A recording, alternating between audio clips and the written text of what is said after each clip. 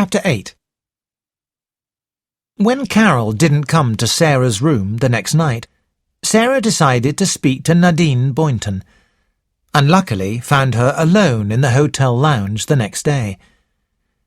Nadine was surprised when Sarah introduced herself and explained what had happened, but she said, "I'm glad Carol has found a friend to talk to." "But when I spoke to Carol today," continued Sarah, "she didn't answer. She just looked at me and hurried away." "I'm very sorry," said Nadine. "Carol is a nervous girl." After a pause, Sarah decided to speak openly. "I don't think it's very good for Carol not to have any friends." Nadine Boynton looked thoughtfully at Sarah. "I agree with you," she said at last. "But my mother-in-law, Mrs. Boynton, is in bad health and doesn't like strangers. I'm sure Mrs. Boynton told Carol not to talk to you again. Carol is doing what she is told." Sarah felt very disappointed at Nadine's words. She thought she'd helped Carol, but it seemed that Mrs. Boynton had won. Just then, Mrs. Boynton came into the hotel lounge, leaning on a walking stick. Raymond was helping her. Mrs. Boynton looked at Sarah with an evil pleasure in her small black eyes. She knew she had won. Sarah turned away. "I think I'll sit down and rest before I go out," said Mrs. Boynton with enjoyment. Nadine and Raymond sat down beside her. "So, that's Miss King," said Mrs. Boynton. "Why don't you go and speak to her, Ray?" She smiled unpleasantly. Raymond's face turned red. "I don't want to speak to her," he said. "No," said Mrs. Boynton, still smiling. "You won't speak to her.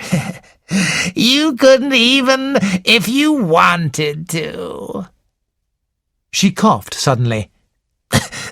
"I'm enjoying this trip, Nadine," she said. "I'm very glad we came.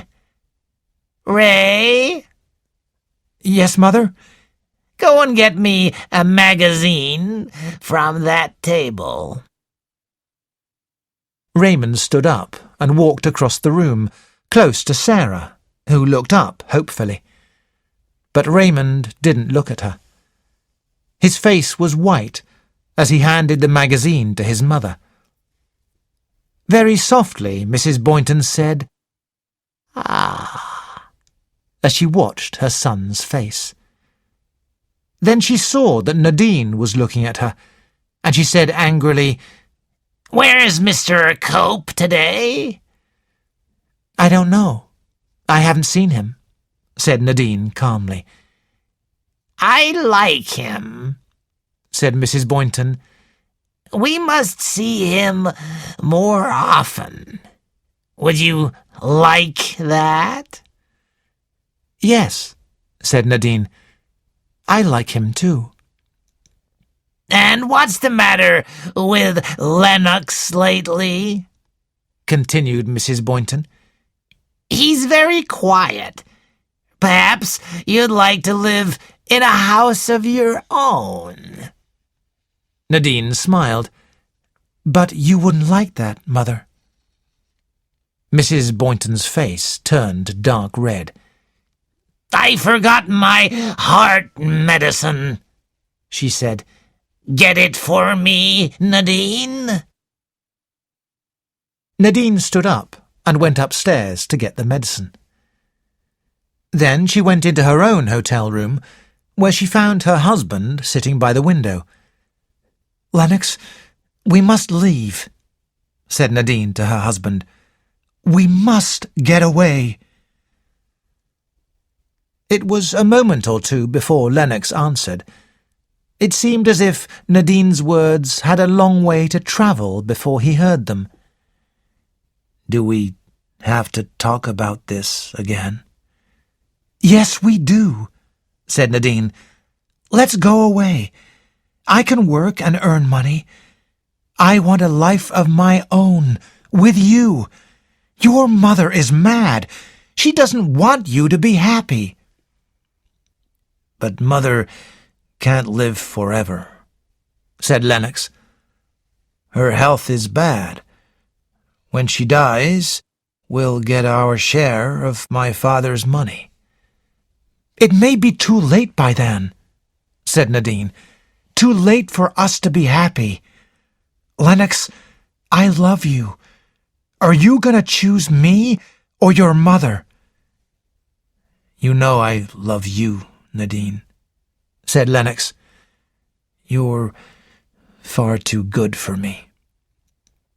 "If you don't want to leave," said Nadine, "I can't force you.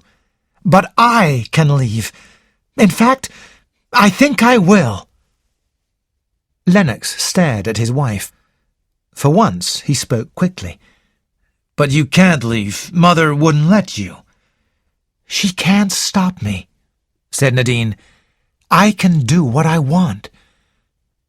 "Nadine, don't leave me. Don't leave me." Lennox spoke like a child. Nadine turned her head away so that he didn't see how upset she was.